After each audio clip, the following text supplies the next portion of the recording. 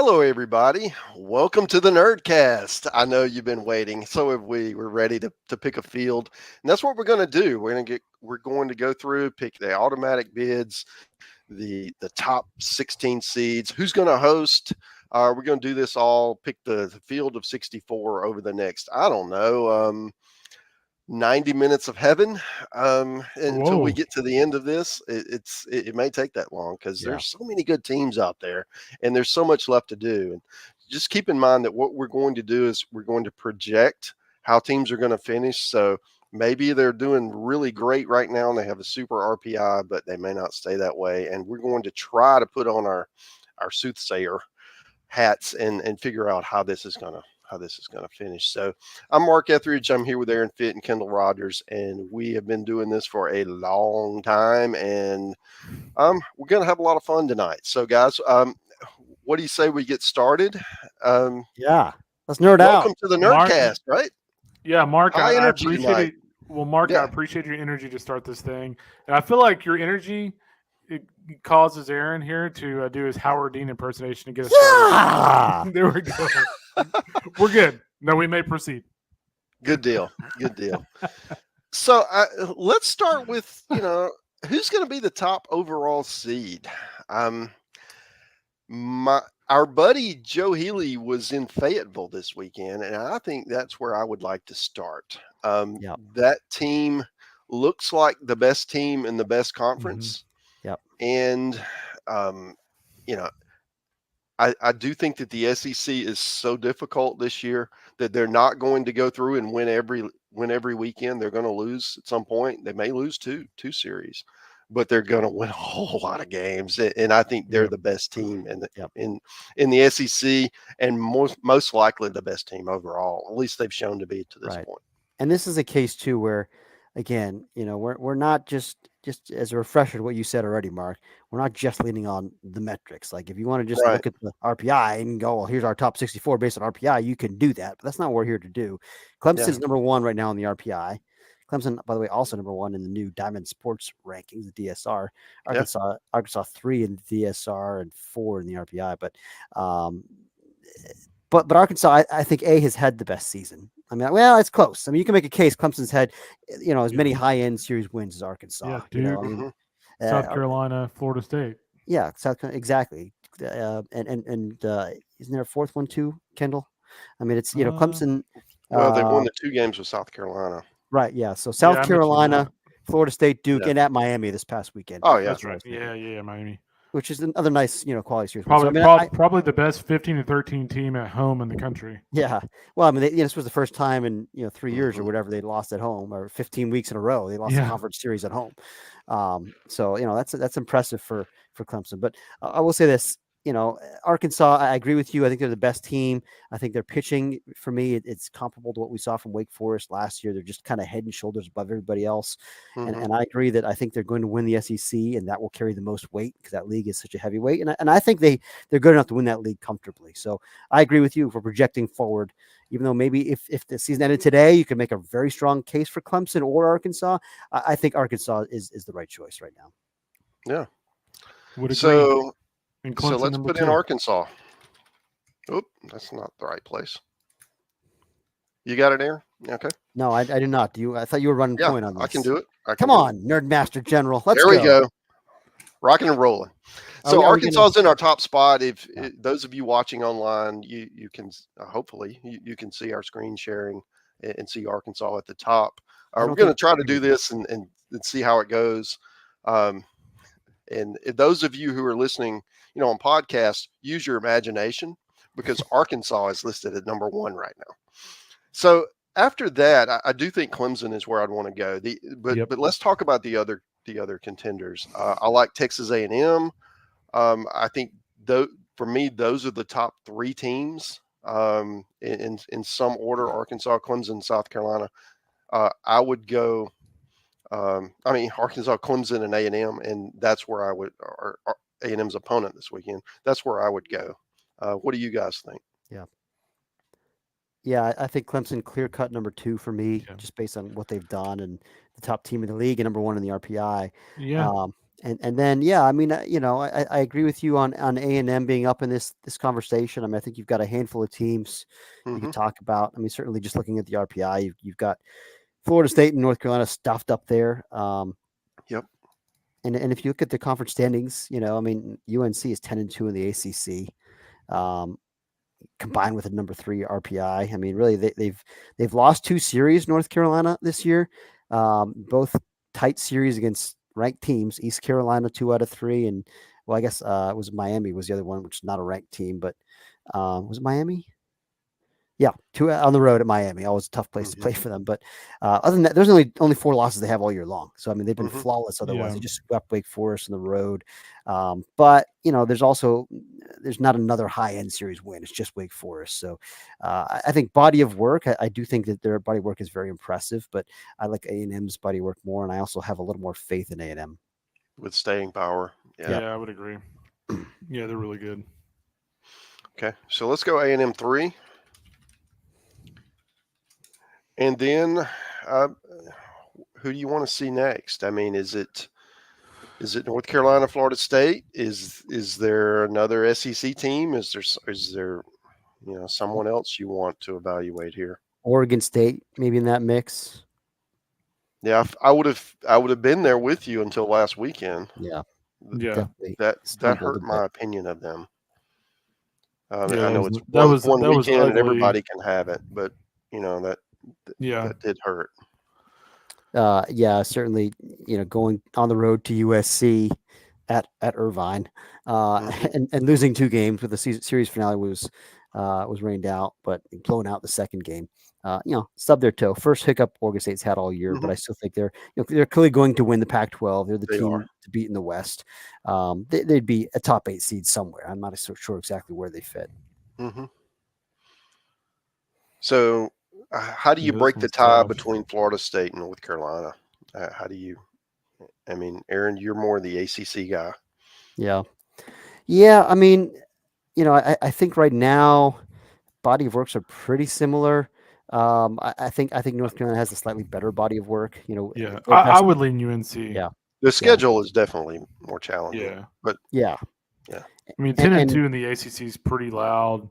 The other thing too is this year the committee's using quadrants instead of like the actual broken down, sections. So they're using quadrants, and in the quad 1, North Carolina, granted, proceed with caution with metrics this early, right? I mean, there's still some kinks to work out, but right now North Carolina 6-4 against Q1, Florida State 2-3 against Q1. Yeah, 2 wins over Florida, right? So. And those are midweeks, right? North Carolina has that series sweep at Wake Forest. I don't know Wake has not got off to a great start, but that's certainly a more impressive high mark of the resume than anything Florida State's done. I mean, yeah, I agree. I mean, I would probably lean North Carolina and Oregon State. I don't want to bury OSU too much. Yeah, I agree. Like they're going to win I think they're going to win the Pac comfortably. They just had one weird game. I mean, they lost the other one in a close fashion. So. This time of year, this midseason projection is always tricky because it's still so early, and it's like you've got teams like Kentucky sitting here at 8-1 in the SEC, but it's like they haven't really played the meat of their schedule in their conference yet. They had a very, second year in a row, their schedule was very favorable on the front end, and it's like, what kind of staying power are they going to have? But also, they have a pretty good head start at 8-1. I mean, it's always tough. Yeah, they're halfway to hosting now. Yeah, I mean, they have 8 conference wins. Yeah, with a pretty good non-conference. So, I have confidence they're going to be in the top 16 somewhere now because they're 8-1. They stole wins at Ole Miss. I mean, you go on the road in this year's SEC, you're just hoping to win 1, and they swept it. Yeah, that's right. true. So you take that into account. They won at Missouri, which road wins. There've only been 4 SEC series won by the road teams in the first 3 weeks. Out of 30. Yeah, 4 out of 30. That's incredible. Well, it's 7 a week, so it's 4 out of 21. I guess that's right. Yeah, 14 teams. So I'll say this. I think is for me, like when I'm looking at the next 2 teams, I really like a combination of ECU and Florida State. I mean, I know ECU had the hiccup at UTSA a couple weeks ago, but I mean, they've got an outstanding 1-2 punch. They're not going to win. Their staying power down the stretch is excellent. They've got that series win over North Carolina, which Aaron, correct me if I'm wrong, but that was like a split series, right? Yep. Like they played like two Traveling, games at a neutral site. It was one in Chapel Hill, one in Greenville, and one at a neutral site, Fayetteville. Yeah, and let's not forget. I mean, they had kind of one of those resumes last year too, where like you could take them or leave them. They ended up being a top 8. Or was that 2 years ago? Yeah, I think that was 2 years ago. They were. Yeah, that was 2 8. years ago. But they, but yeah, I mean, last year they were up at UVA as a 2 seed. But, it's, and we can go ahead and have this discussion now. It is so much more difficult to go through what LSU and Auburn and other teams are doing than what East Carolina is being asked to do. Right. Yeah. So how do you measure that? I mean, obviously winning games is hard. We see that people lose midweek games to LSU lost to Southern, right? It happens. But when you look at it week after week, how are we going to evaluate, or how's the committee, more importantly, going to evaluate the SEC when you're playing top 5 and top 10 teams week after week? Someone's going to lose those games, right? And then if you're in East Carolina through no fault of their own, but they're not playing a top 10 team all year, right? They had North Carolina early, and that's it. They're done. Yeah, if you look at the remaining schedule, I mean, it's lean. It's FAU, which solid club as usual, 17-9. Charlotte, who's been a massive underachiever this year. Wichita State actually pretty solid. Like Brian Green's done a nice job in year 1. Then they have Memphis, Tulane, and Rice to end the season on the weekend. And they've got some midweeks with some dates there. against NC State, Duke, and Campbell kind of mixed in there midweek. And it's not their fault, but I'm saying, how do you evaluate the difference in the competition? Because they're not the same. Right. Yeah, I mean, I think I have of all the teams left, I think I have the most confidence in Florida State as the next team. I would throw Tennessee into this mix too. I did too, Aaron. But I mean, if you look at the remaining schedule, it's not easy. Like at Kentucky, at Florida, at Vanderbilt. Nobody's is in this league, I mean, dude. that's true. And keep an eye on Auburn this weekend, by the way. I will not be shocked if Auburn takes 2 or 3 from Tennessee at home this weekend. Yeah, like, I mean, people are burying Auburn. Look at who they played, guys. Right. Yeah. Look at their 3 weekends. I mean, A&M on the road, Vanderbilt on the road, and Arkansas, the top-ranked team. That's your gimme at home, right? I mean, who's going to be better than 1-8 against those 3 teams? But I would counter with this. I mean, Mississippi State has had LSU at Florida and at A&M, and they're 4-5 versus 1-8. And probably should be better. I mean, they've lost some really, really close games that could have gone the other way. So I mean, I would certainly have Mississippi State ahead of Auburn. Right, but I'm just saying they played a comparable schedule and they're 3 games better, and should be more. I don't think that's I mean, guys. I don't. I don't think going to Vandy, going to A&M, and your home game is against the number 1 team in the nation. That is not comparable. That's 3 top 8 teams. Yeah. But anyway, and I know Mississippi State's is hard. I'll agree. But that's just kind of the point, and it's how do you do that evaluation? Yep. Right. That's kind of where we need to figure out, how do you treat these SEC teams that are not going to have good conference records? You're going to have a lot of clubs right around that 500 mark, just a game or 2 above or below it. And what do you do with them? Well, and then you've got Vandy and Florida sitting there at 6-3 currently in the league, with RPIs that are lower in the 19 and 20 range. I kind of feel like all these SEC teams, if you're currently in the top 20, you're probably going to finish higher, right? I mean, if you have a decent year. And so if we believe in Vanderbilt in particular, I would say, even though they're 10 spots lower than Tennessee in the RPI right now, 1 game ahead in the standings. I mean, I don't know. I mean, you can make a case for Vandy as the next team too. I mean, Florida actually is the one team in the top 20 that I had the least amount of confidence in being a national seed as of today, just because they may continue to win series, but like this midweek game is going to catch up with them at some point. and they're not whenever the really committee's hitting. splitting hairs. I mean, they're winning close games because they're getting clutch hits, but they're not hitting right now. Yeah. And Yeah. Cags is, and Evans is, and everybody else has really nosedived, and that's showing, right? They're having to win games with pitching, and McNeely, who's emerged as a guy who against A&M came in with a 17 ERA and got 3 outs in the ninth, and since then nobody can touch him. Right? It's just totally transformed their season. But anyway, I digress. But that's the thing is, when you're trying to project is who's going to be good in May. And I do think that Florida's the kind of team with all those young arms. If Peterson figures it out like McNeely has done, this is a different club. If was it Coppola comes back, that he's supposed to be back in a couple of weeks. He was a weekend guy 2 years ago and hadn't thrown a pitch since, right? So all of those things really play into Florida being a different club in May than they are right now. So, it's a kind of a long-winded rant here, but I do think that with Tennessee, with Vanderbilt, with Florida, one of those teams, or maybe two of them, are going to end up in this top 8. Right. And so who do you have the most confidence in at this point, I guess, Florida. is the question. Florida and Tennessee. I think Vanderbilt, with their injuries to their position players, gives me pause. But that rotation is really strong, and that's going to cover up a lot of warts. But that's kind of my concern with them at this point. Not that it's a big concern, but I mean, they did go to South Carolina and get swept. It'll be really interesting to see what they do in the road environment in Baton Rouge this weekend against a ticked off LSU club. And they've got at A&M the following week. Yeah. The Vols have, as you mentioned, at Auburn, then home against LSU, at Kentucky, home against Missouri. I mean, on and on, at Florida, at Vandy, and then home against South Carolina. There are no easy roads. That way. Yeah.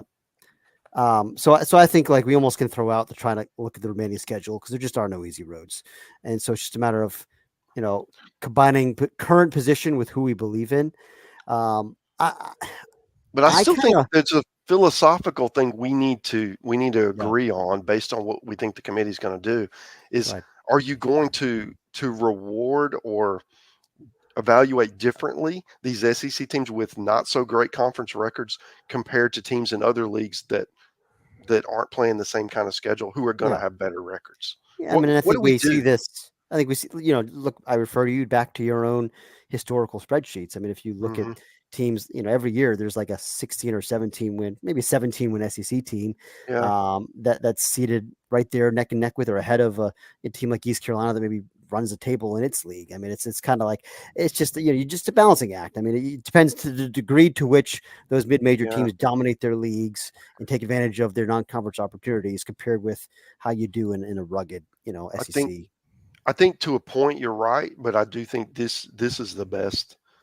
I mean, everything has shifted and all the power across the country has shifted. The best coaches, the best players are transferring in. They're all going to this one group of location, and there's a few others, but primarily into this one group, and they're all playing each other, and you can't all win.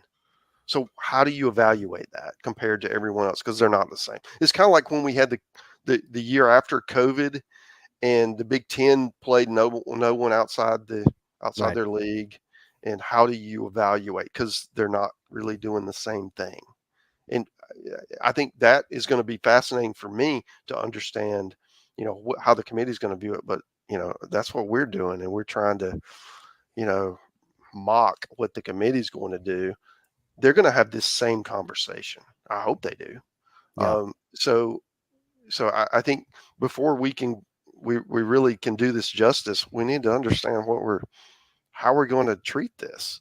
Are we treat it like we've always done it? And well, if you're 15-15, you're a 2 seed or a 3 seed or whatever. But if you're not, if you win 17, then you're automatically in, right? But maybe that's still true. I don't know. And that's kind of what what I'm wanting to get your input on. Well, yeah, I mean, I still think it's not that different than it has been in recent years. I think this has been the state of play now for 5 years now anyway, where it's just like the SEC is head and shoulders. Well, I say that, and you look at the conference rankings right now. The ACC actually has a slightly better non-conference winning percentage than the SEC. They're neck and neck in the RPI. I agree with you that the SEC is the gold standard, but like it's actually maybe maybe the gap between those top two maybe is not as big as usual even. I think where the biggest don't know. difference is just the sheer depth of those leagues versus some other ones, For sure. like the Big 12 and like the Pac-12. I think that's where you're going to see the biggest difference. In all the leagues are getting bigger, right? Yeah. And all Texas, Oklahoma comes into the SEC next year, and then it changes again, right? Yep. But my point is, the SEC had 8 hosts last year, and the 9th team made the Final Four of Omaha in College World Series.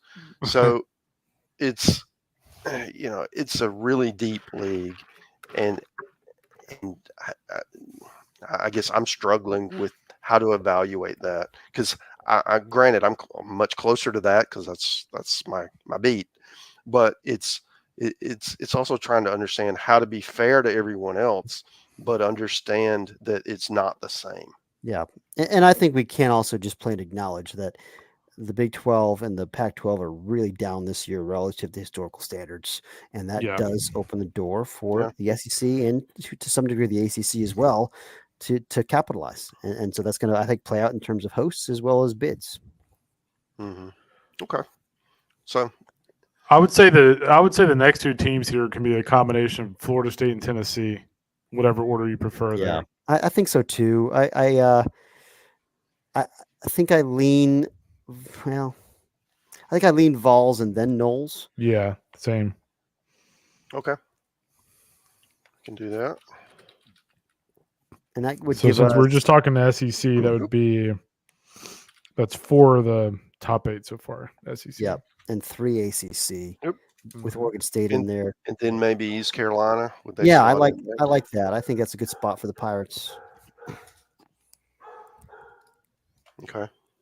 Somebody's dog agrees. So after that, we got a group of teams we can talk about. Vanderbilt, who we've already mentioned. Yep. I like Vandy here, I think. Yeah. Just based on what they've done so far and the strength of their rotation and their pedigree, I think that's a good spot. You like them over Florida? Yeah, I think I do. I mean, given the obvious warts of Florida's resume, like now, it's well, and see, here's the thing: all those midweek losses are going to do, okay? Because SEC teams, where the midweek games are being played. They're played at home, and you're going to get dinged, 1.3 losses for that. Well, not those Jacksonville games against Florida State and such, I mean, hey, Florida's been. That's true. So. All the others were at Condren. So is that right? Okay. Yeah. So that's the thing. I do think that Florida is, based on what they're doing on the weekends, they're in great shape. But it comes down to what you value, right? Do you care about those midweek? I think they have to matter. They have to count to some extent. But how heavily does it weight you down? I guess is the question. They did also lose at Stetson. I'm just gonna throw that out there. So one for you. Yeah. The road loss doesn't hurt as bad, right? No, that's true. Right. Yeah. And Stetson's pretty good. I mean, they've got a high winning percentage. So. Yep. But yeah, I mean, Florida's a host certainly, and in this projection, I don't know if they fit here or later. Who else is in this mix? Who should we put in on this list here? So. I mean, what do you do with like Duke? Yeah, Duke for me is definitely where are they in the RPI? They're down to 19, but when it comes to I think their body of work as well as I think their talent, I think they're actually the best team in the ACC. Maybe them or North Carolina. Ultimately, I think have more pitching than Clemson, and so they lost a tight series at home to Clemson that really could have gone either way. Ultimately, I think Duke will rise toward the top here. So I would have them as one of these. Okay. I would have I like Dallas Baptist a lot. Yeah. I like that team a lot too. But again, you come up with the same kind of conversation we had on ECU. Yep. Yeah. I mean, and we've seen it every year. There's been some of these. There's been the Georgia Southerns. There's been Indiana State. There's been some of these mid-major hosts, and Indiana State once again we need to talk about. Yeah. Nebraska we need to talk about. We do. So I would say. So for me, the next team would be Duke or Florida. Duke. Yeah, I like Duke. Next. I like Duke. Yeah, I like Duke too. You good with that, Kendall? Okay. Yep.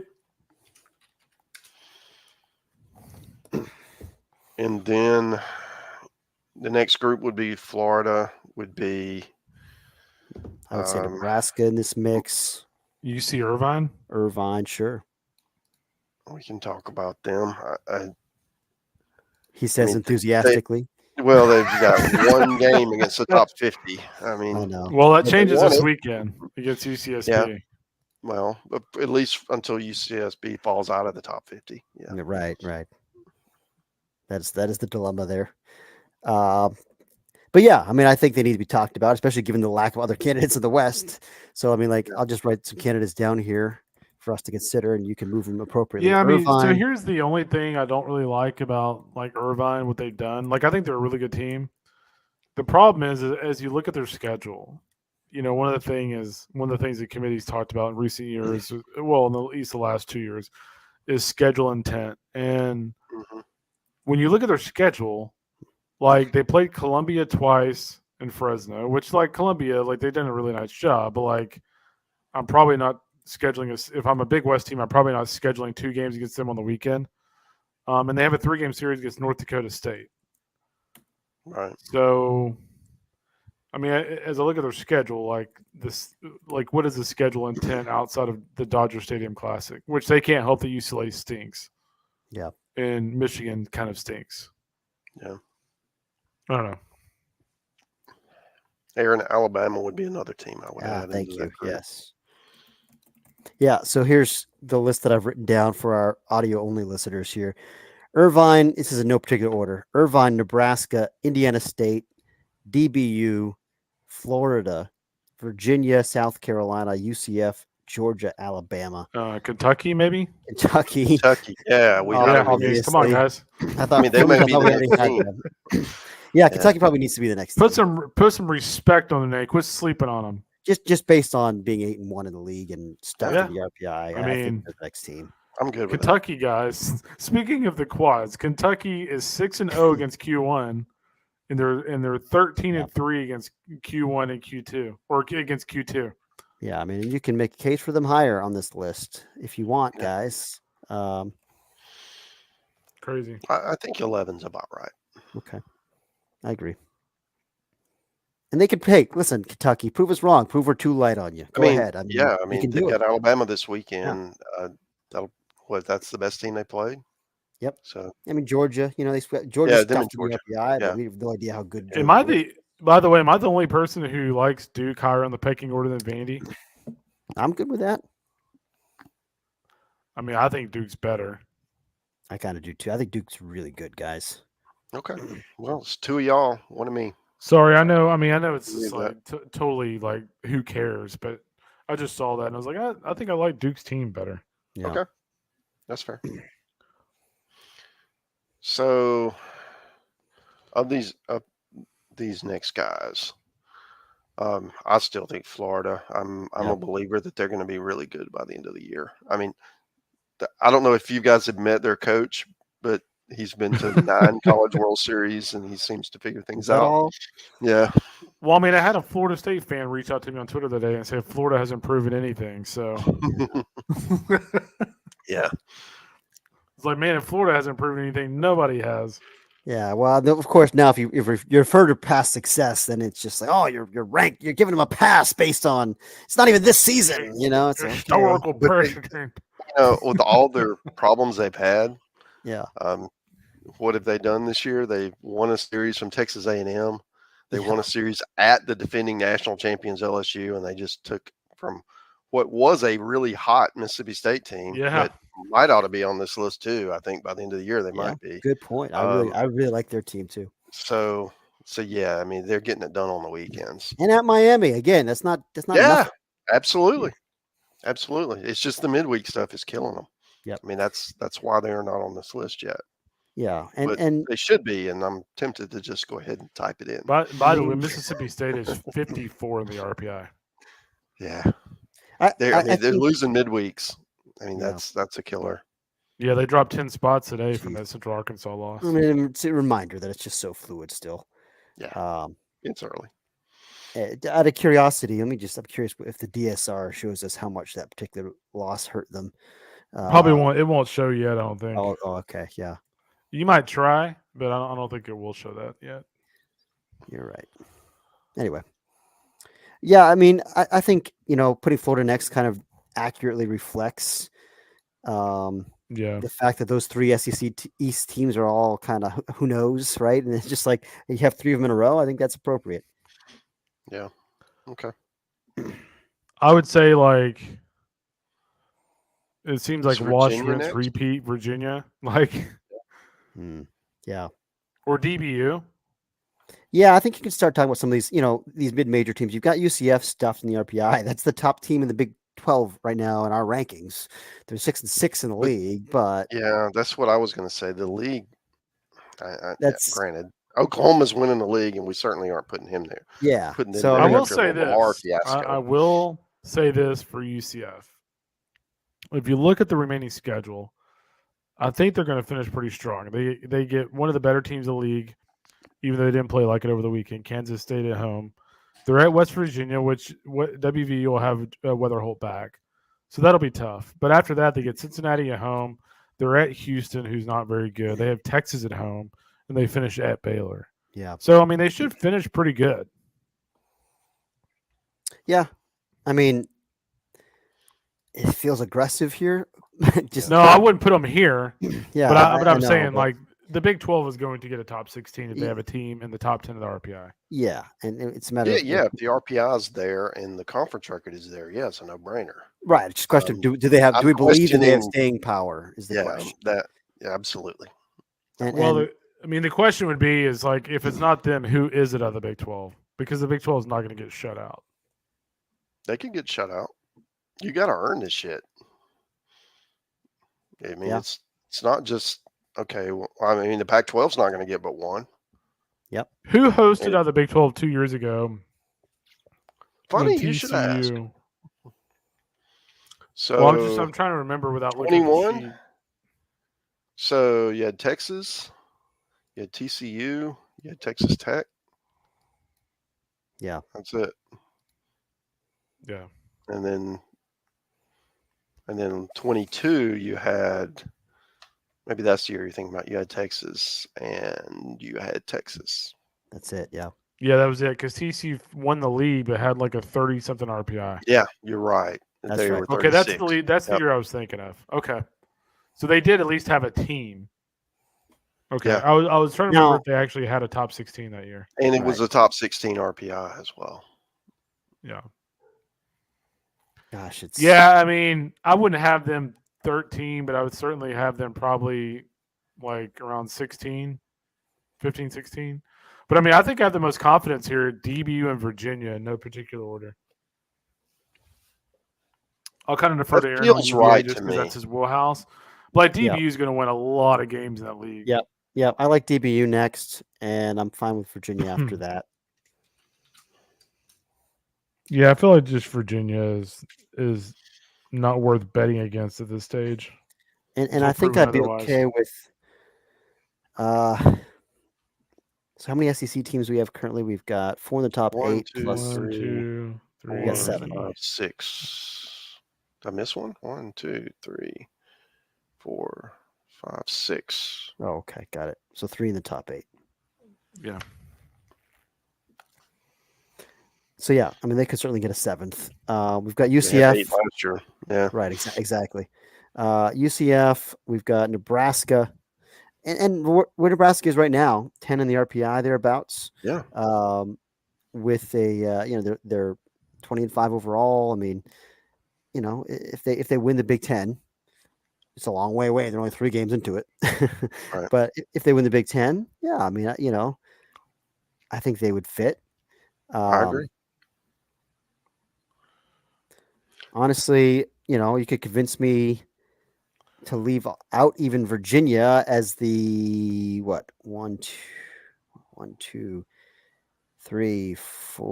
fifth team in the ACC. Yeah, I mean, to me though, the ACC is would be getting 5 teams as of right now. So the other thing to too. think about is the Sun Belt is really good this year, and they don't have anybody from an RPI standpoint that's even in this discussion, but they might Coastal by Memorial Day. Yeah. Right. I mean, Coastal would be the Coastal's closest. They're the closest. I Yeah. think, I don't know if they're going to win the league. I mean, Southern Miss or Louisiana or, heck, Georgia State's even in the mix right now. But one of those teams is going to at least climb in the RPI and be in this discussion. I don't know who it's going to be. Right. But I think right now, because there's not an obvious team, I don't think it's too soon. Yeah. But I do think that they're going to keep an eye on it. I mean, they're probably better in the Pac-12 this year. You think I'm overstating that? Nope, I agree. No question. They just don't have an Oregon State at the top. Like that's the thing, is they don't have a clear-cut team. Yeah. Yep. But yeah, I think again, looking at Indiana State at 14 in the RPI, Nebraska at 11, Irvine at 21. Those are all teams that offer some, conference and geographic diversity that have, at this point, the resumes are shaping up as host-ish. And then you got UCF as a the leader, I guess not even the leader, but like the top team in the Big 12 pecking order. Aaron, we have this discussion every year. The committee doesn't care about geographic diversity. You're right. They only care about the best teams. You're right. So it's what do you want, right? Who do you have the most confidence in out of these group, or maybe there's a couple others let me just take a quick peek, see if somebody's going to rise. I mean, TCU, if they ever get it together, I mean, that would be a team, but they have a losing conference record right now. I know it's 4 weeks they got a long way to go. Yeah. Can NC State get there? Sure. But I think right now I would be inclined with 2 spots left. Yeah. Gosh, I would be inclined to leave it to 2 of these 7 teams on our board currently. Yeah, I don't see anybody other than NC State. I don't see anybody else I would add. I do think NC State's going to make a run at this thing. Yeah. Virginia Tech, right back to back with NC State. I mean, they haven't lost a series yet all year. They probably should be on our board. Mm-hmm. Currently in the 20s, 27 in the RPI, Virginia Tech. Do you like them more than Virginia? They probably had the better season to this point. I mean, they're 10-2 in the league. Virginia's 7-5. Granted, it's not the same schedules. Virginia's played definitely a harder schedule. And so maybe that'll come back around, but 10-2 is still pretty good. I mean, it's Notre Dame, at Louisville, at Boston College, and versus Pitt. Those are the 4 weekends that Vodtech has had. It's probably your bottom 4 in the league. Yeah, that's what I was thinking. Yeah. Whereas UVA, if you had to pick 4, that's probably what you do, right? Right. Whereas UVA has had at Miami, versus Wake, at Pitt, and at Duke, and they're 7-5. I'm waiting to see on them. Yeah. I agree. I'm waiting to see still on the Hokies. So yeah, and maybe stick with UVA. I think they better shape the RPI too, and they've played a harder ACC schedule to this point. Gotcha. So you feel like Nebraska can run the table and win the conference? Because if they do, I mean, that's a great spot to host. Yeah. I don't know if they can or not, but I think this midseason projection, I think it's worth slotting them in there. Kendall? Yep, I'm good with that. Yeah, the thing I like about Nebraska too, and again, we kind of go back to schedule intent. They go to Globe Life opening weekend. They do a 4-game series at GCU, who historically is pretty good. They go to Charleston, who's historically pretty good. And they also played Nichols, who, was a really good team last year. So I mean, the intent to schedule is there. Yeah, Not non-conference incredible. strength of schedule is 27. Yeah, I mean it's like on paper, like you're like guys like us are looking at the schedule. It's just okay. But I mean, they did not schedule any horrible teams in non-conference. I like Yeah. their non-conference schedule. I like Yeah. the Yeah, They and scheduled no one terrible. we've certainly played this game before, where non-conference strength of schedule is a tiebreaker, Yep. Yeah, which helps the UCF as well. I mean, they're Yep. 10. Yeah, let's put UCF in there as a Big 12 team with a top 10 RPI. I Kind mean, of a Big 12 placeholder. yeah. I mean, again, top 10 RPI Mhm. and top team in the pecking order in a power conference. Theoretically. I just So really hate the conference mark. I It's hear you, just but that- it's skewed a little bit because they got swept the first weekend, right, by Oklahoma, and since then yeah, they've they come have back that and unbalanced schedule in the Big 12. yeah. But I mean, they've won their last 3 series since that they came out of the gate and got swept. But then they took 2 out of 3 from Oklahoma State.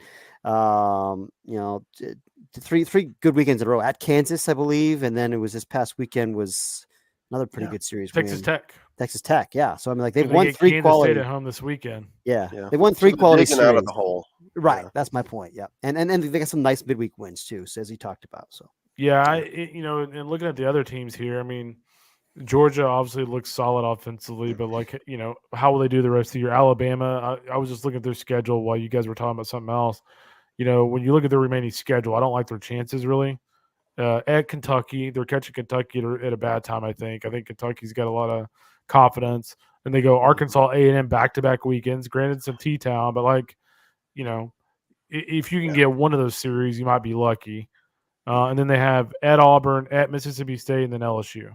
Yeah, and then at Ole Miss.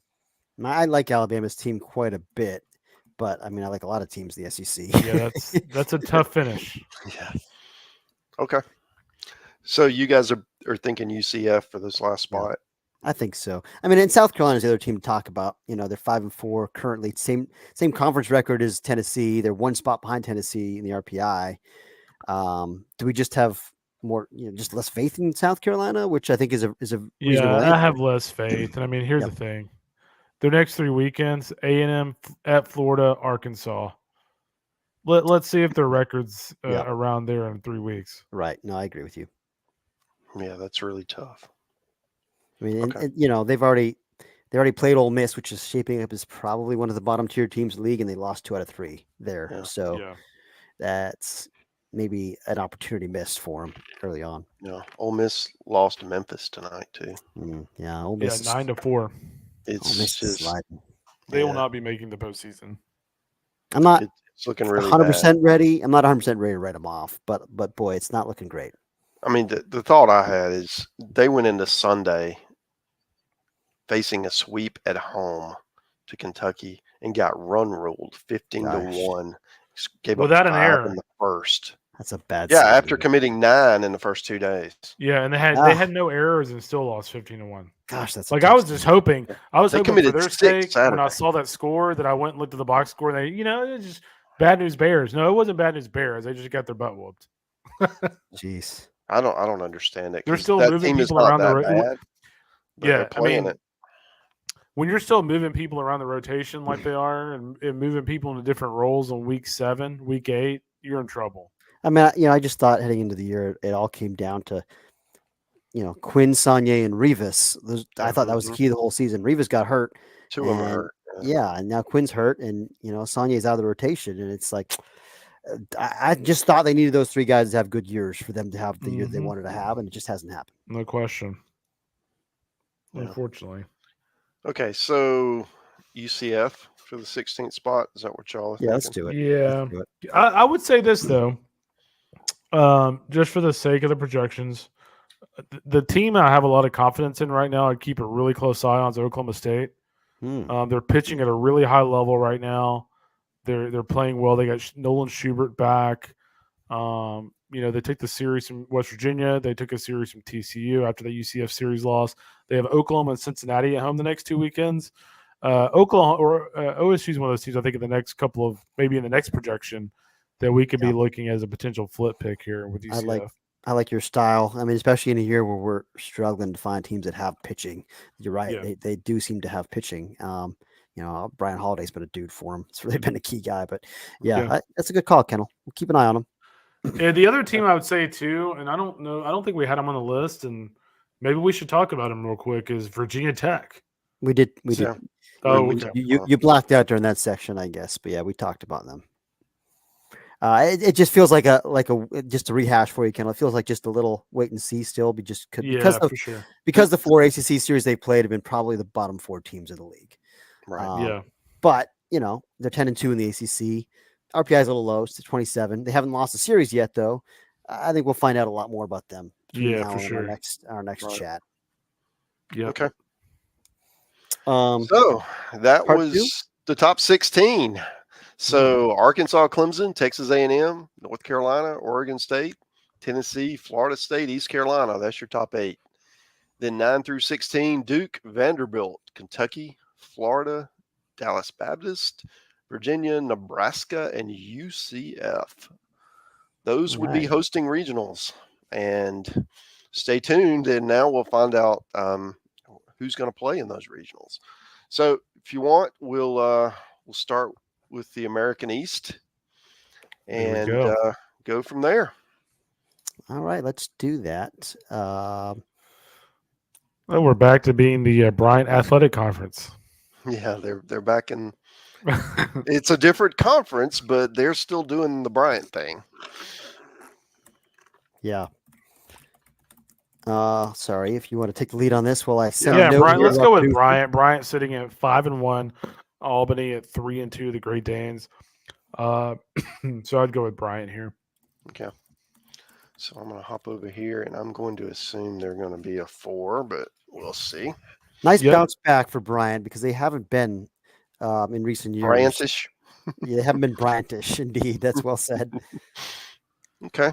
So in the AAC, Yeah. obviously you have East Carolina, but then after that, is there anyone you think is Not at-large yet. worthy? I mean, so here, looking at the RPIs, you have FAU at 98, East Carolina 11, UTSA 79, Wichita State 81. I've got my eye on Wichita State, UTSA, and FAU down the stretch, but they're just out of RPI range right now. Okay.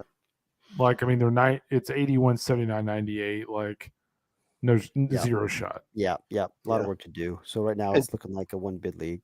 And just so you see what I'm doing, I'm putting the bold teams automatic bid teams in bold. Okay. Excellent. So now let's look at the A10, and this has got to be St. Louis, right? Yeah, that's the correct answer. The Yep. Billikens. 20-6 overall. Keep an eye on George Washington, though. The Colonials 18-10. 3-0 in conference.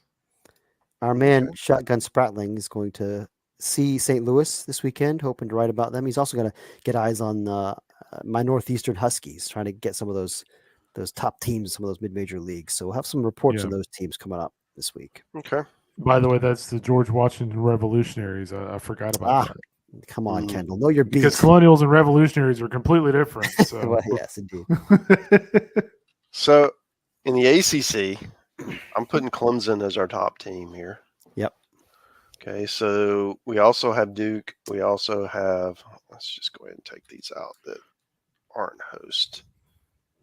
Okay. Florida State. So yeah, I mean, I think it makes Clemson, sense to Duke, start North Carolina, Virginia, Florida State, right? Yep. And then NC State. Yep. Virginia Tech.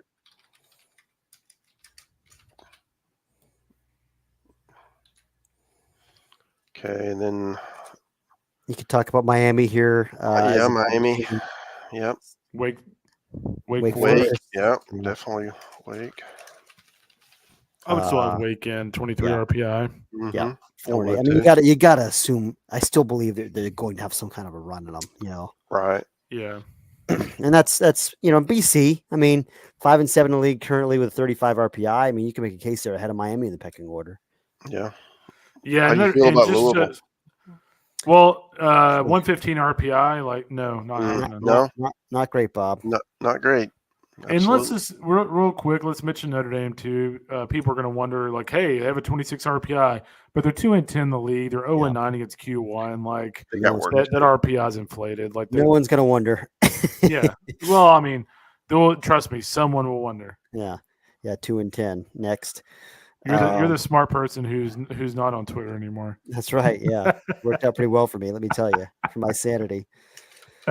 Okay, so Georgia Tech would be a radar team. That would not put them on the list here, but 76 RPI, 3-6 league. I mean, theoretically, they're in striking range. Can we just have a postseason draft and let somebody pick up Drew Burress on the waiver wire? Yeah, really, huh? It's maybe like a Cape League call up, like bring them in for the playoffs. The worst. Tell you what, the seed 1 through 64 and the 64 seed gets to pick up Drew Burress. Yeah. So I'll highlight as bubble teams here Miami and Boston College. Well, for now, just both of them. Yeah. Okay. I'll put. I mean, here I'll sorry, I'm messing with you here, Mark. No, you're good. You're good. Yeah, let's make sure. I'm gonna. Yeah, if you're back, if you want to take that, I'll deleting someone. I'll do the other sheet. Okay, that works. So yeah, we've got Miami and BC as bubbles. I mean, I don't even know at this point which one of those teams would be higher. I mean, again, BC's got the better RPI. They're one game behind conference record. Miami's got better wins. Yeah, I think so. Although BC did do something. They swept Georgia Tech. Yeah, it's Georgia Tech. Yeah, which not really quality wins. It turns out Georgia Tech's just a weird team. Yeah. At Pitt is the other series win for BC. So yeah, I probably would still stick with Miami ahead of BC. Okay. All right. So the ASUN is Kennesaw. There's Austin P and there's Stetson. Yeah. Those are really the three teams. And Jacksonville. Jacksonville. Yeah. Who's tied with Stetson for first place at 7-2, but they're below 500 overall. Kennesaw, I think I like here just because it's a 39 RPI. No other team in this league is in the top 100. I mean, they may be a 3 seed. Yeah, I mean at this point, I would put them on that 3 line. Series win over Kentucky on the road and pounded them. Win against Clemson. They beat Clemson 19-2 or something on a Friday night. Right. Yep. So I would go Kennesaw. Okay. Yep. I agree with that. As the automatic. Yep. Okay. And a 1 bid league. Okay. Onwards to the Big 12. We've already got UCF. We've already got 7th place UCF in our field as a host. Yeah. Are we projecting them as the automatic? I mean, we might as well. Really, it's just it's a crapshoot at this point. All those teams are separated by a couple of games. Conference tournament winner, right? So I feel good about UCF. Yep. Yeah. I feel good. I feel good about Oklahoma, Kansas State. Yep. I feel good about Oklahoma State. Yep. We have TCU on there. No, TCU. I think TCU will be fine. They had a good weekend. They're starting to find their stride again a little bit. Granted, they did lose tonight midweek, but yeah. Texas. Yeah, I would have Texas in for now. I mean, at the end of the day, guys, they've won all 3 of their Big 12 series. I don't think they're very good, but I mean, they won a series in Lubbock. They took 2 or 3 from Baylor, and they went on the road to take a series from Kansas State. Yeah, and I'm gonna say Kansas too. I mean, 7-5 in the league, 59 RPI. RPI needs a little work, but striking distance. I mean, Texas Tech and West Virginia would be like maybe the last team on this list, and I would pick one of the 2. I don't think both of those are getting in. And I would probably lean, frankly, like West Virginia. Probably getting back now. So here's my other thing about Texas Tech, guys. Again, I kind of go back to schedule intent. They had the one weekend against the Shriners Classic teams, which they went 2-1. They beat Nebraska and Oregon, lost to Tennessee. But they played a 3-game home series against Gardner Webb and Texas Southern. That's just, I mean, that's just not very good. Yeah. But they did, I mean, I guess. So I guess they are playing Arizona State twice the last weekend of the year. They played Stanford in a 2-game midweek series this week. So I mean, I guess they're just kind of making that up a little bit in midweek. Yep. So I don't know. I mean, I would have them in West Virginia on the pecking order here, just because. I mean, who knows, guys? Maybe we get to the end here and they're easily in. We haven't gotten to the Pac-12 yet. They may have like 3 teams in. That's what All I right. was saying. I mean, Okay. this Yeah. is not the great year to load up on Pac-12 teams. Yeah, you're right. Yeah. So we'll put them all in there. That gives us 9 Big 12 teams on our worksheet. Hey, I mean it's a big league at the moment. They got 12 Yeah. 13 teams. Is that what they got? A I think bunch. so. Yeah, I think it's 13. So I mean, maybe you never know. It's a lot of mediocrity is what it is in this league. It's not like no Right. standout teams, but it's not also like no real terrible teams either. Right. Just mediocrity. All right, well, we'll move on. For now, we'll keep all 9 of those on here. We'll go to the Big East? Is that where we are? Big Yeah, East. and it's kind of interesting this year. Yeah, it UConn is. is not really UConn. Yeah, and they played such a tough schedule, but they're 3-11 against Q1. Like 14 Q1 games is great. 3-11, not so great. Just didn't win many. Yeah, didn't get it done. But that said, they have not played a conference game yet, and so like if you want to project them to go on and win the league, you can certainly do that. Yeah. Or you can just take Georgetown, who's sitting there, 3-0. They swept Villanova, the only team that's played any conference games. They're 19-8, 51 RPI. You got Creighton sitting there at 21-4 with a 34 RPI. That's probably the direction that I would lean. Yeah, that makes sense to me. And St. John's too. Yeah, I would have St. John's on the board for sure. Yeah. Series win over Sam Houston. Beat Florida on Friday night. Series win. Series won win. a series. Yeah, at Gainesville. Kind of. I mean, hey, weather shortened series counts. Yeah. I have had a fan tweet at me that Florida lost that series, and when I explained to them it was a 1-game series, they said something of the effect, well, even if it was 1 game, it was still the weekend series. That's right. So, is he wrong? Is he wrong? They're correct. That's right. Exactly. Anyway, yes, put them both on the board. It could be certainly could be. So who do you want as automatic? You've also got Xavier, by the way, at 36 in the RPI, and He's UConn played a really in the hard 60s. schedule. Yeah. Yeah. So I mean, you've got Georgetown even 51. I mean, you got a bunch of teams with pretty good RPIs. Like, this could very easily be a multi-bid league. I like Creighton as the auto bid. Just based on the fact that I don't know, they have the best RPI and they're 21-4. It feels like and they're a team that we liked also heading into the year. Like, they're a veteran club. We thought they were going to be pretty good. Okay. Big South, we got the Spartans of USC Upstate, our preseason pick. They're 7-2 in the league in first place, 18-12 overall. This will be a 1-bid league. No teams in the top 100 right now, but Upstate has the best RPI at 108. Okay. Onward, the Big Ten. Good grief! This is Nebraska and Maryland, boys, with Rutgers is the third team. This one's really easy, actually. Iowa was the team that we all kind of thought was going to be the dominant club in this conference coming this season. Guys, they're 101 in the RPI. They're essentially done without winning the conference tournament. Like, they're not getting in the top 50 with that Big 12 schedule or the Big 10 schedule. Yeah. They have remaining guys. 107, 65, 44, which is respectable. They also have 2 midweek games against 260 Milwaukee, a road series against Nebraska, 80, 87, 120 is the RPIs remaining. That's a tough pathway. Right. You basically would just have to project them as the auto bid if you believed in them, and I don't think they've done enough for me to believe in them. No, absolutely not. So yeah, Maryland and Rutgers. I agree. Maryland 31 RPI, Rutgers 44. Both teams with pretty good overall records. Those feel like the 3 teams that have shots at large bids at this stage. Illinois is in first place at 5-1. It's early, obviously, in that league, but not really building an at-large kind of resume. So we'll put Maryland and Rutgers on our board. We'll put them in yellow as bubble teams here, but like their chances. Big West, of course, we've got the Anteaters as our top team in the pecking order, just missing a host. Santa Barbara would be your number 2 team here with a 42 RPI, 4-2 record, and we like their talent. They're a preseason top 25 team. I would put them in without the bubble highlight. I would just put them in right now. Okay, but they could certainly fall out of that. I mean, they play Irvine this weekend, and a lot depends on that series. 2-bid league, though. I don't see a third one. Do you guys? I mean, Northridge. Do not. Okay. The Northridge UCSD 70. cannot make it, even though their RPI is 172. Northridge is keep an eye on 70 RPI, 16-11 overall, 6-3 in the league. Keep an eye on. CAA, Coastal Athletic Association.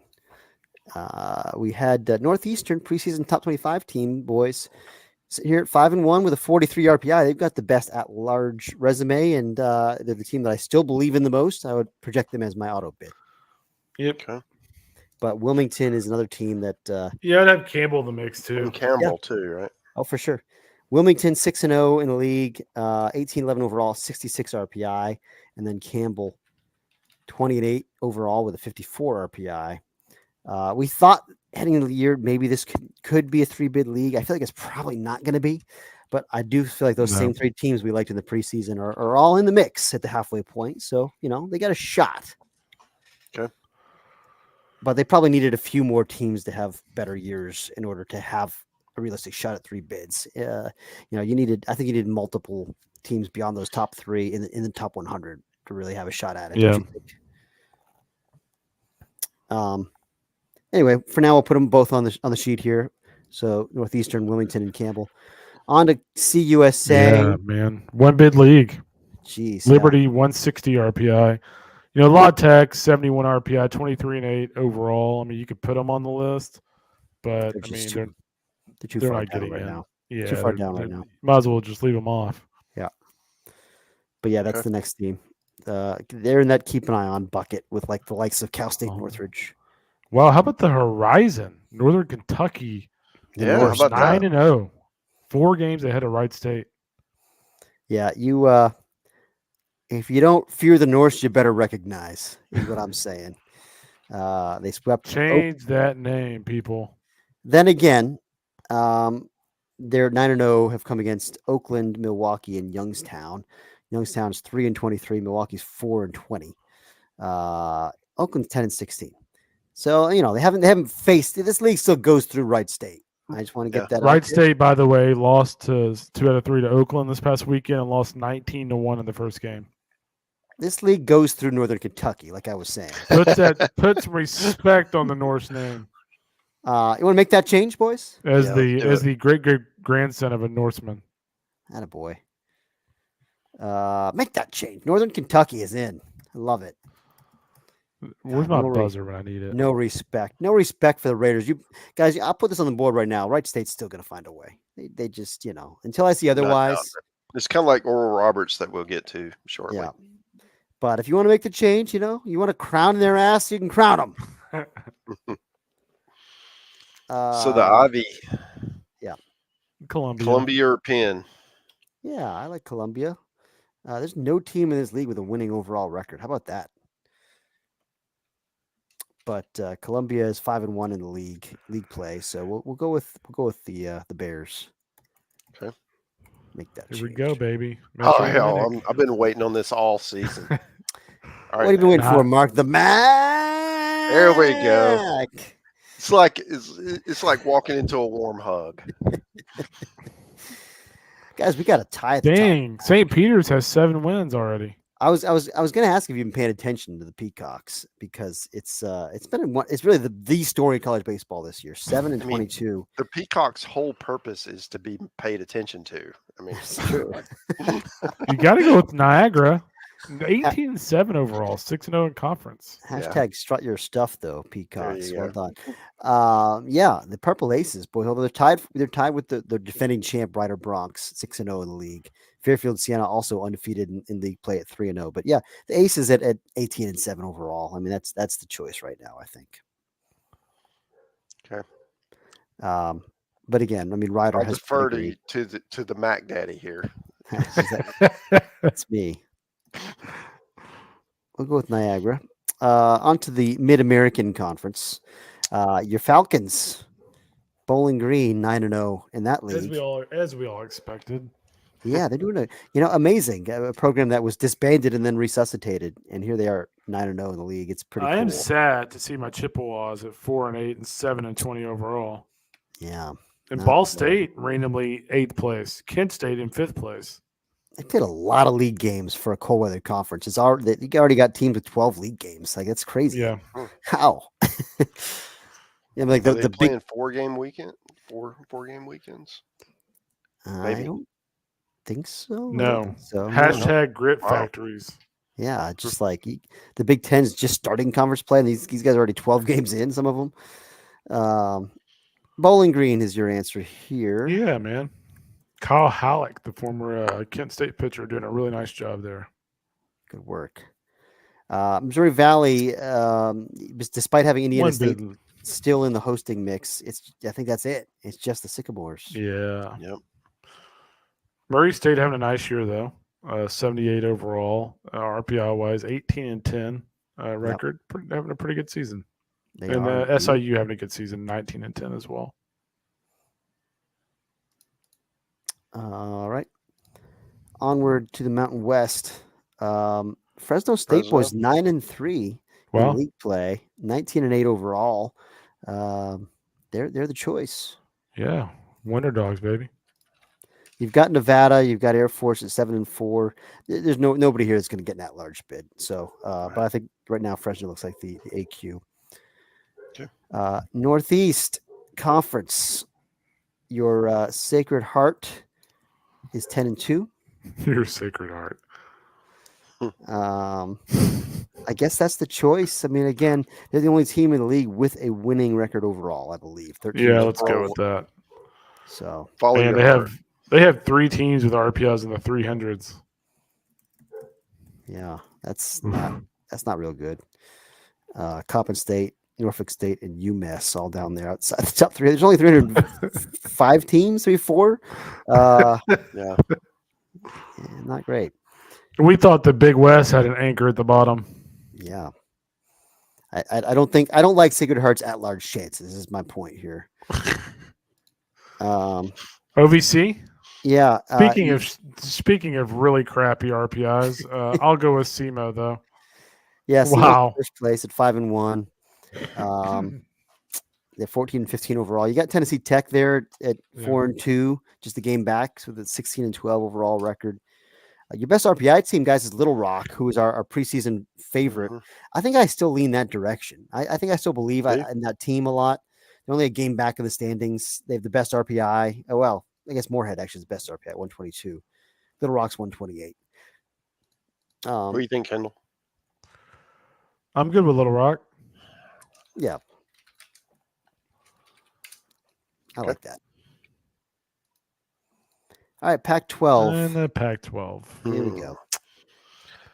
Well, you can trim off USC, Washington State, Stanford. Stanford, by the way, 163 RPI. It's hard for Stanford to have that bad of an RPI. Excuse me. And we kind of knew this was coming, and we still gave him the benefit of the doubt and put him in a regional in the preseason, but we all kind of thought like this feels like a reset year for them. And it's been not great. Yeah, Washington 101, UCLA 178. UCLA in last place. Did not see that for last place in the Pac-12. Did not see UCLA at 10-15 coming. I just thought there's no way they could be that bad. Gosh. So I would have Oregon, Utah, and obviously Oregon State in, and then Arizona as a bubble team. Yeah. Or Cal. Cal's trending the wrong way though. Yeah. I mean, they just got swept by ASU. Yeah. 5-7 series to Utah. Yeah, I mean, I think that's the 3 teams I would have. I would have Arizona as a potential 4th. I mean, Arizona as of late. Series win over USC. Series lost to ASU. Series lost to Oregon. Series sweep over UCLA. Yeah. Yeah. And they just happen to go to Cal this weekend. Non-conference strength of schedule too. Arizona. Yeah, they have a series win over Northeastern. That's right. Yeah, early on, which will help them. Yeah, let's put them as a 4th team. But I mean, there's not more than 4 teams in the mix. No, there's not. And I think Utah for me is the number 2 team in the pecking order. Over Oregon. Yeah, Oregon's RPI is actually down to 59. Wow. Yeah. That's a good team, though. I like their club. Yep. I mean, I like Arizona's team too. They're just tough schedule and they're 13-13 overall. But I think they got a shot. They're on the bubble at least. Okay. We'll highlight them. Bubble team. Okay. Patriot League. You've got Navy in first place with an 8-3 record, 17-11 overall is the best record in the league. You've Army with the better RPI, considerably better. Do we believe in Army more? I mean, they've been the team that's ruled this league with an iron fist. They split 2 games at Navy in their only head-to-head meetings. I would go with Army. Yeah, I think so too. All right. I need to see it before we make that change. Big Army guy here. So yeah, that works. Yeah. All right. The South SEC Eastern Conference. We've already got a lot of teams in our field as hosts. So yeah, we don't have Kentucky. We have them at the bottom. We have them at the Arkansas, bottom here. Tennessee, Vanderbilt, Kentucky, Florida in that order. Yeah, Arkansas.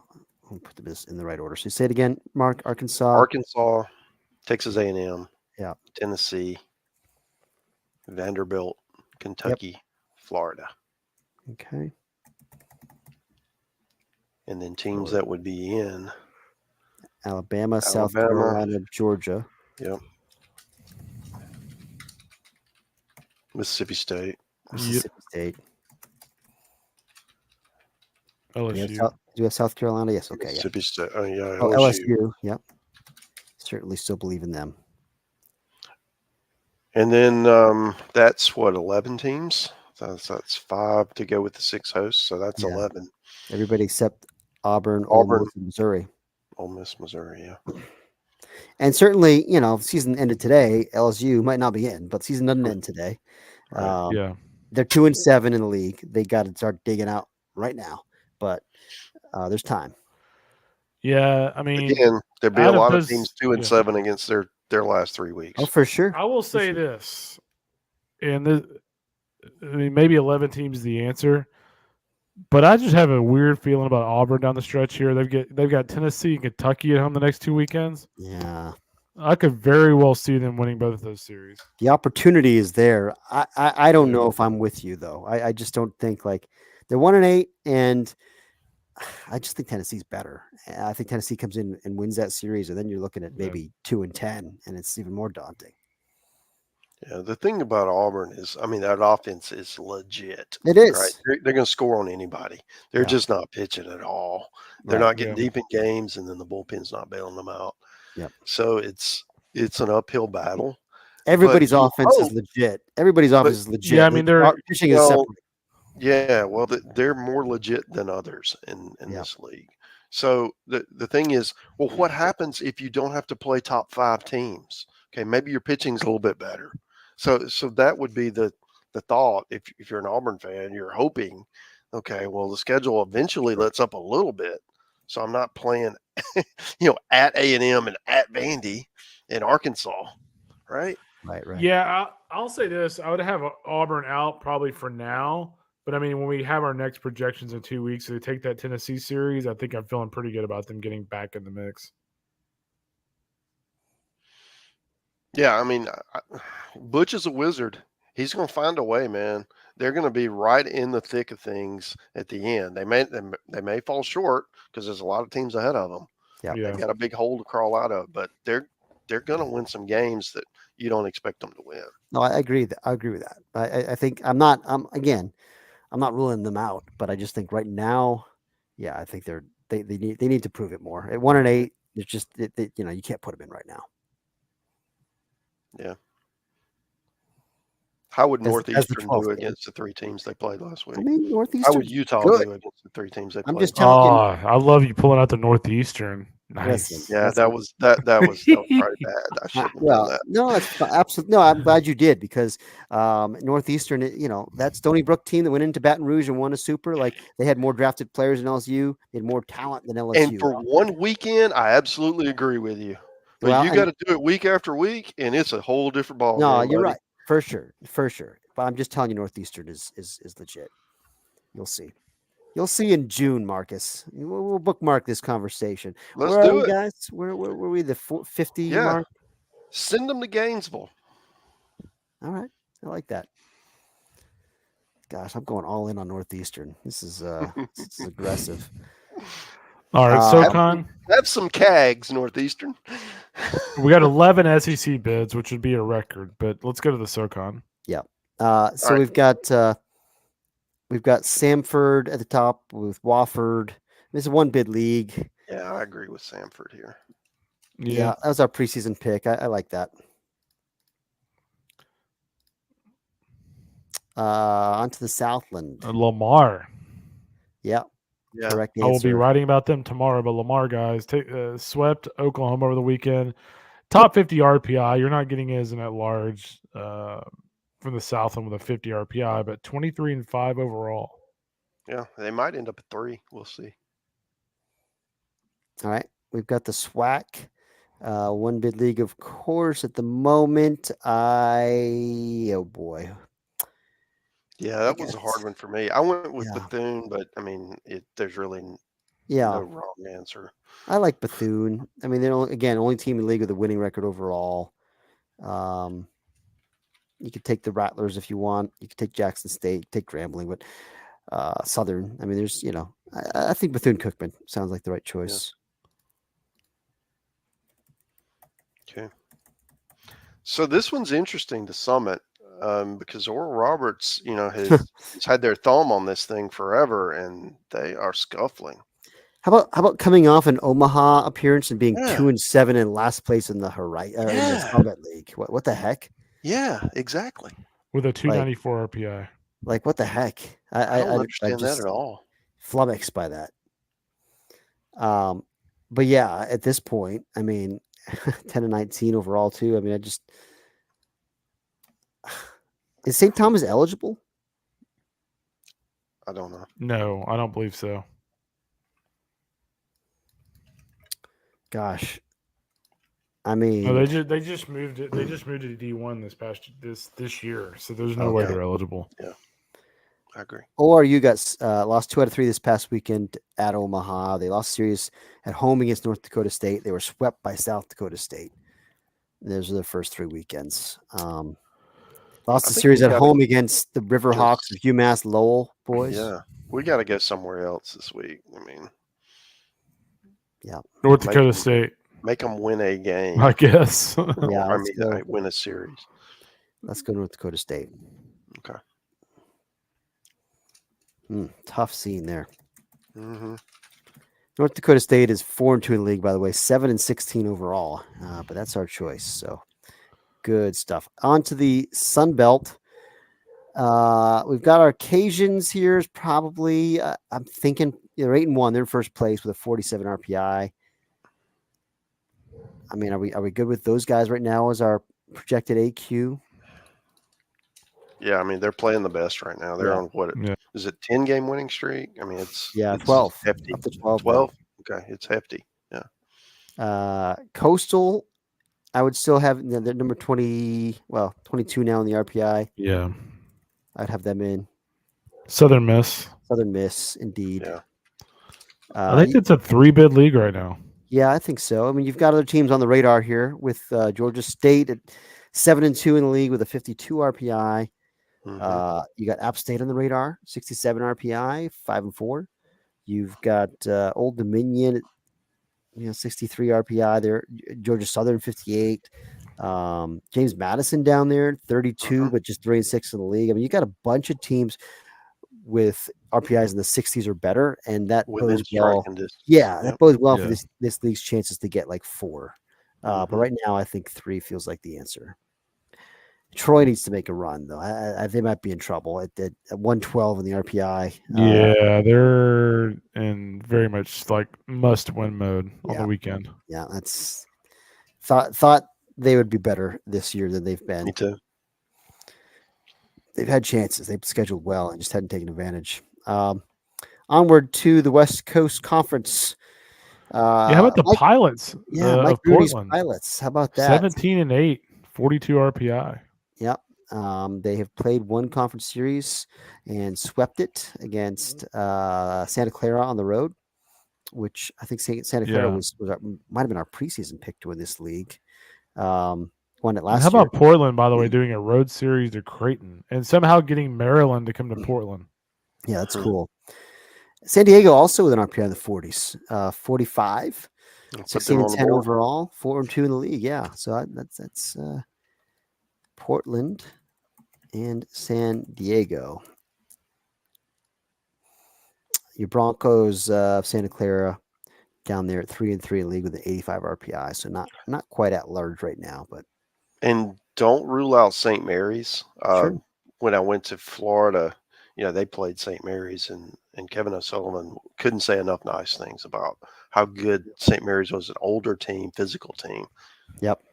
He thought they were great. They were really good. They have some players put up some numbers too. Like they're dangerous. RPI will preclude them from getting that large, but they could win the automatic certainly. Mm-hmm. And then the WAC one bid league, Grand Canyon, the only team with an RPI in the top 100. They're at 92. They're also in first place at 9-3, and they're the easy choice here. So that gives us 69 teams. Yep. I didn't screw anything up, Mark. 69 teams for 64 spots. So we got to trim 5. Boston College, I think, can come off. Yep. At least as starters. Yep. Okay. I think Texas Tech and West Virginia can probably both come off right now. Yeah, I think that's because we already had them with 6 bids. Yeah. What do you think, I think Mark? Miami is in for me. Okay. Yes. Yep. So if we take those off, we're at 6. We'd have 2 spots to get rid of. Actually, there might be room for one of those Big 12 teams. Yeah, I mean, you could take off a second. Well, so you got the second WCC. Maryland team. would be in. Yeah, I think so. Yeah, Rutgers may be out. Yeah. Well, let's wait and see who we're comparing them against. They're they're 44 RPI with a 19-9 overall record. Just one conference series, they lost it, but yeah. So, the problem is there a team you like the most out of this group? Kansas, St. John's, Rutgers, St. John's for me. Wilmington. I love it. I love the fact that St. John's went to Florida. They went to Sam Houston and won a series. Their schedule intent's really good. Yeah, I think we can trim one of the CAA teams. It just doesn't feel like, given the RPI realities, it doesn't feel like it's going to be a 3-bid league. I kind of. So let's look at it. Wilmington's sitting there at 6-0 in the league. They've played A&T and Elon, swept them both. They also have a midweek win just today against Coastal. Lost to UNC in 10 innings. No, I'm sorry, 7 innings. That was a run rule game. That's the opposite of 10 innings. Lost to East Carolina midweek twice. Yeah. Lost 2 out of 3 at South Al. Campbell's 3-3 in the league. Took 2 out of 3 at Elon. Lost 2 out of 3 at home against Delaware. Feels like right now, they do have that series win against Santa Barbara also. Yeah, I would go Campbell. I have more faith in them down the stretch, probably. Yeah, I mean, not to mention they're in a position of strength RPI wise versus UNCW. Not much though. I mean, it's 12 spots early in the year. But yeah, I mean, it's a slight advantage there. I think I might still like Wilmington's team better. I mean, I liked it better in the preseason. But I mean, Campbell's kind of earns the benefit of the doubt. And you're right, better RPI. I'm okay with it. Okay. Would you like Campbell more than these other teams? Or so UNCW? So if we trim UNCW, we've got one more to trim, right? If we leave Campbell in. Yes, we have one more to trim out of Arizona, Rutgers, St. John's. San Diego, I think we can keep in. Do we keep the San Diego in? Right now, they're still in, yes. That's what I'm saying. Should they be in? Oh. So what they do have in their favor is they have the number 23 non-conference strength of schedule. Yeah, boy, they did have really good schedule intent. Yeah, let's leave them in. But the question is, should Arizona be in? San Diego actually has a head-to-head over Arizona. I'll certainly put San Diego ahead of Arizona. I mean, you could leave Arizona as the fourth pack team and cut Rutgers, and that would be fine. That's what I would probably do. So let's look at the two. So, and also you got St. John's in there too. St. Yeah. John's non-conference strength of schedule 193. Wow. Meanwhile, Rutgers is 128. And let's see, where's Kansas? 189. Campbell 83. Arizona, it was pretty high. I've lost it, but yeah, 9. Yeah. Remember that was the tiebreaker when they couldn't find out a way, to break the beauty pageant tie. That was what they did. So that would hurt St. John's the most? It would. Yeah. Okay. Let's take them off. Well, I mean, all other things have to be equal, right? For this to be the tiebreaker. If we're sure that that's the case, then that would be my guidance. So St. John's has that series win at Sam, the 1-game win at Florida, lost 2 or 3 at Houston. Gosh, I mean, how is their schedule? Sam is now 3-6 in the Conference USA. Yeah, they're a good team. They had a really bad weekend at Liberty. This is one of those where you look at St. John's schedule. It's like, how are they way down there in the 190s with like who they play? Like, Florida, Houston 16-12, Texas midweek game 18-11, Sam 17-13. Like, all those teams are like have winning records. Yeah, I mean, Iona, the 1 game against Iona, they're 4-21. That hurts you, I guess. Like 3 against Hofstra, but Hofstra's not terrible, 10-17. Like I don't, it just doesn't feel like it adds up to me. It doesn't add up. Yeah, the Long Island hurts. They're 277. They're an 8-16 team. 3 games with Ryder. Manhattan 121 though. That's perfectly respectable. Yeah, but they're 9-14. Manhattan's not terrible 9-17. Either. Yeah. 9-18 Fordham.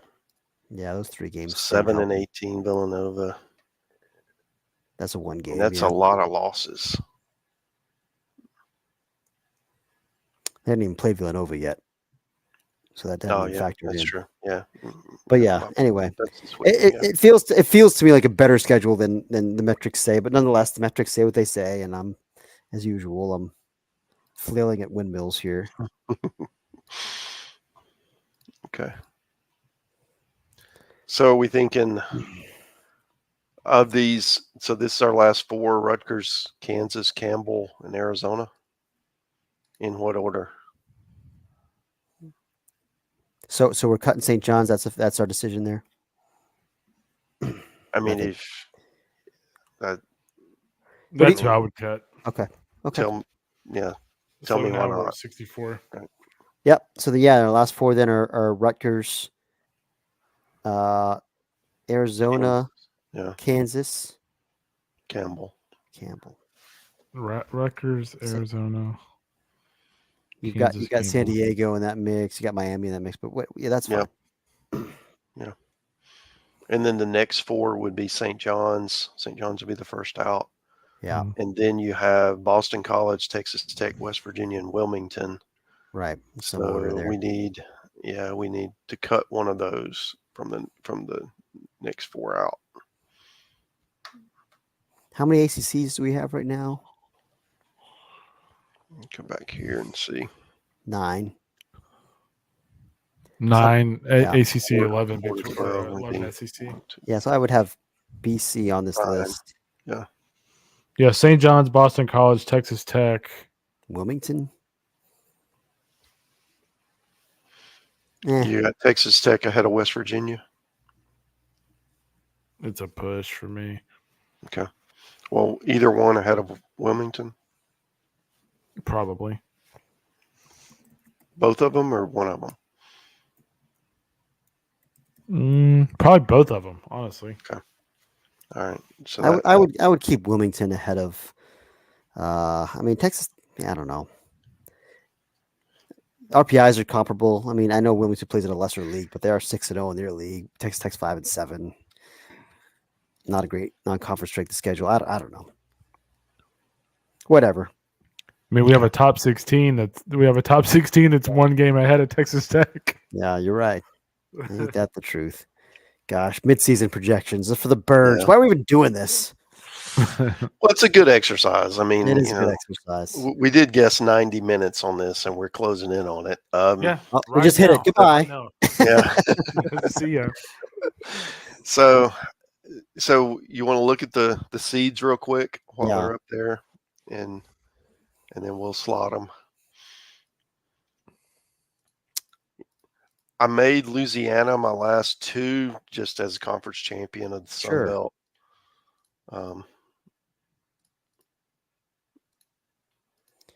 I think I like the cut of your jib here. So our three seeds would be Kennesaw, Texas, Creighton. This is no particular order. Mm-hmm. UC Santa Barbara, Northeastern, Oregon, Utah, Southern Miss, Portland, Miami, Maryland, San Diego, Rutgers, Kansas, Campbell, Arizona. I might flip Mississippi State to the 3 line based on their current RPI. Well, I don't know. Who's the last team out of those 11 in our pecking order for the SEC right now? It would be them. It would be them. Or LSU. Or LSU. But I think both of them are going to finish strong. Yeah. I think they may finish stronger than Georgia. But like, we really think that that's true. Yeah, I mean, but I think it feels premature to put Georgia to the 3 line with a 6 RPI or whatever. What about like Utah as a 2? 40 RPI. They're a half game out of first in the pack. Ahead of who? Me. I don't think 11 SEC teams are going to be the top 2 lines. I think, that maybe they get 11 in, but 11 in 1 and 2 seeds. Well, you had surely 10 in the first 2 last year. Gosh, did we really? That's crazy. Yeah, A&M I'm okay and with Tennessee that. were both 2s.